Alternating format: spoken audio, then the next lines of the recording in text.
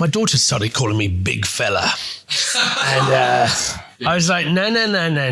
Let's not start this. It's all right, big fella. All right, let's do it. Let's do it. It's Thursday, 11 o'clock. Well, it's time for this week's Watch Drop.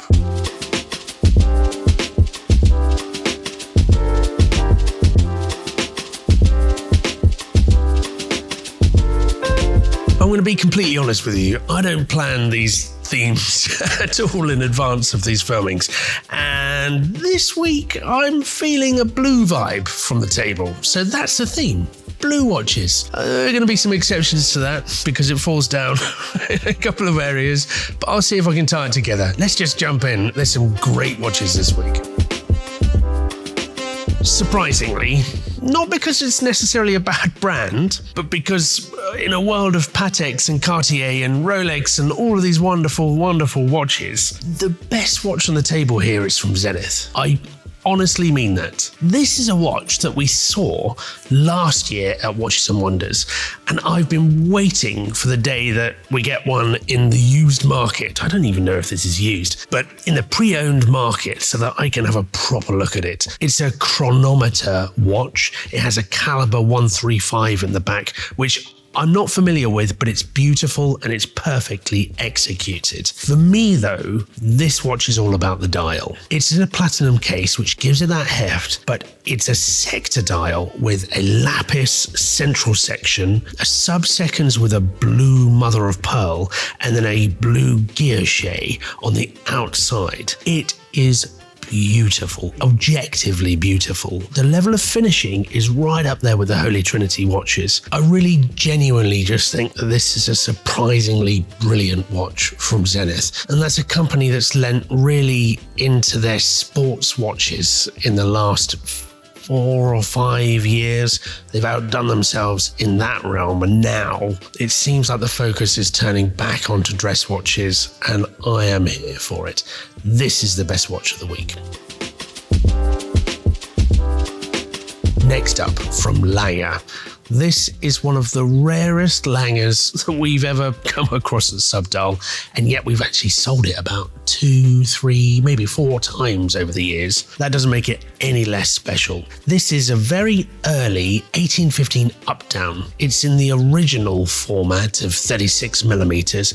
Very, very thin, probably classed as ultra thin, but with the most wonderful blue dial. It's so difficult to describe the depth of the blue in it because it's almost grayish, can almost be black in some lights, but you've got that contrast with the white Arabic numerals. It's so special. It makes me think a lot of the FP Chronometre Bleu. Now hear me out, I'm not trying to hype it up at all. This is kind of like Lange's Chronometre Bleu. They made something like 50 of them. They're not numbered, it's just a limited production. The blue is definitely different to the Chronometre Bleu. It hasn't got that sort of electroplated feel to it, but that doesn't mean it's any less special. It's got a depth to it that you just don't get in any of the Lange ones with blue dials or any of the other blue dials in the Odysseus. This is something completely different. There is a school of thought that this is all you need from Lange. It's the old school format. It's not big. This is really thin and elegant. In white gold, it's just got the right weight to it, but the blue of the dial is what steals the show. It's a very special thing.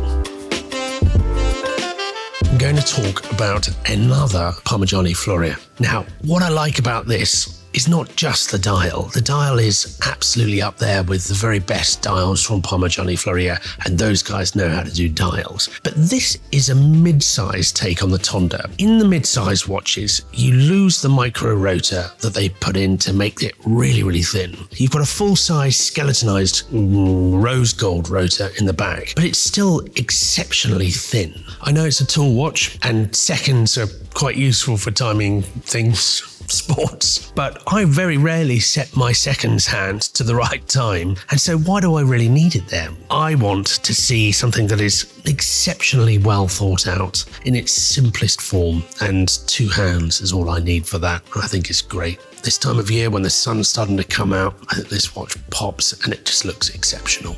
Great, great watch from Parmigiani Floria. The next watch is one, actually it's the first time that I've seen the Mad 2 from MB&F. I'm not sure you're allowed to call it an MB&F. Because this line of watches are known, strictly speaking, as Mad. It's a watch that is loosely designed around turntable DJing design. And so you have these central discs that are reminiscent of a Technics turntable somehow. The dial has the grooves in it that look a little bit like a vinyl pressing. It really is mad by name and mad by nature. It's got a rotor that spins around and you've got that sort of dottiness that keeps things moving and interesting and animated while you're wearing it. But I don't know, it's a nice blue colour.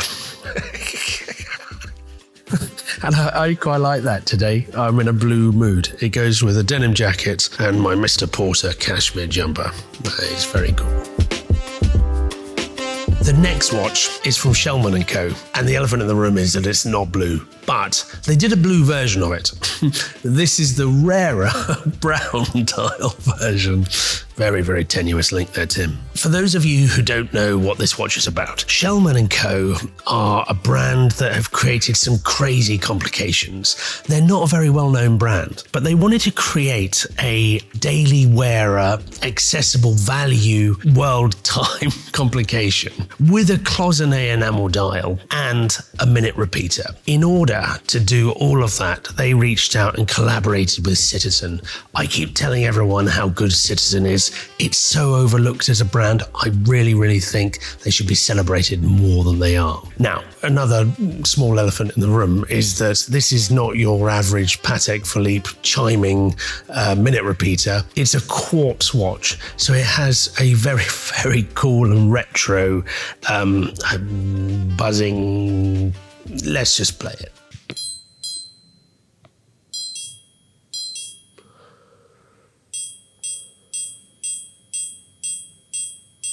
It sounds a little bit like old school computer games. I love it though. I love it. I only just found out about this fact before I filmed it because I was looking for the number of watches produced in this brown dial and it came up with an article. Anyway, there's 200 of these. In the blue dial, there's 500, so this is the one to get. If you pull the crown out and then move the minute repeater slider, not only does it advance forward by an hour, but the little central disc rotates in a way like it's possessed. God, I just love this thing so much. I really do. It's such a cool watch that, I don't know, it's got the fun factor, but it's a proper piece of watchmaking, albeit with a quartz in its beating heart. That is really good cloisonné enamel, and you pay a lot of money for that stuff. It's a brilliant watch. I love the brown dial. It's slightly more autumnal in colour than the blue version, but it's rarer and it's a full set. And I guess if you wanted to use some man maths in there, you're basically saving yourself £300,000 by getting this over the equivalent Patek. Back to blue, slightly tenuously. But this has got a blue component to the dial. Sorry. The Duomètre is a watch that I am not very familiar with at all. This watch is dual time zone. It's double barreled. It's got the movement finishing that is, top tier. But it has a little globe that's printed in 3 dimensions at the 6 o'clock position that rotates as you press these 2 pushers. And I thought that was some sort of chronograph, but it's not. To get the watch moving, and it takes a little while to get that seconds hand going, you have to put a little bit of energy into it. And then you realize, actually, if you wind it the other way, you move the power reserve on the other side. There are 2 power reserve meters on this watch. It's completely bonkers. It really, really is. I don't know another watch that has that level of complexity in the design of the movement. It's one for the absolute watch nerds. I'm not doing it justice, but now I'm hands-on with it, and you see everything that goes into having these 2 time zones, plus that wonderful world complication, time zone complication. It's a brilliant watch. I'm blown away by it. And then you have the movement with the cities of the world around, like you have on the Shellman, but on the back of the watch. This is something that is going to go to a real watch enthusiast, and I don't blame them. That's well worth an investment.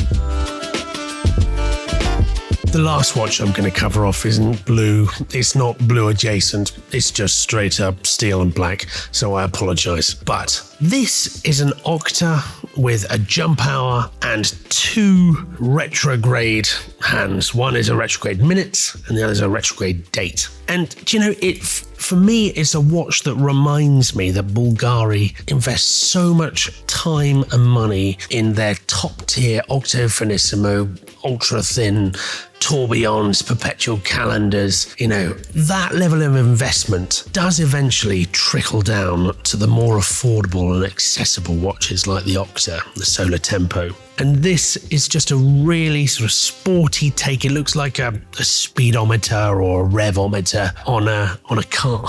I think it's great. Jump hour is definitely a complication that's super hot right now with the Tanker guilloche and those watches hitting the market at 6 figures. This is a much more accessible take on that, with some of the love and design prowess that comes from Bulgari. Bulgari have definitely created one of the best canvases for different complications. And this is just a different take on that canvas that you see used for perpetual calendars and chronographs and time only and tourbillon.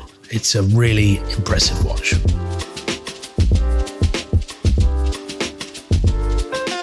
So that is this week's drop. Definitely a blue theme, I think. Do you agree? I'm really excited about what we've got this week. I really, really am. The 2 watches that stand out for me are the Zenith and the Shellman.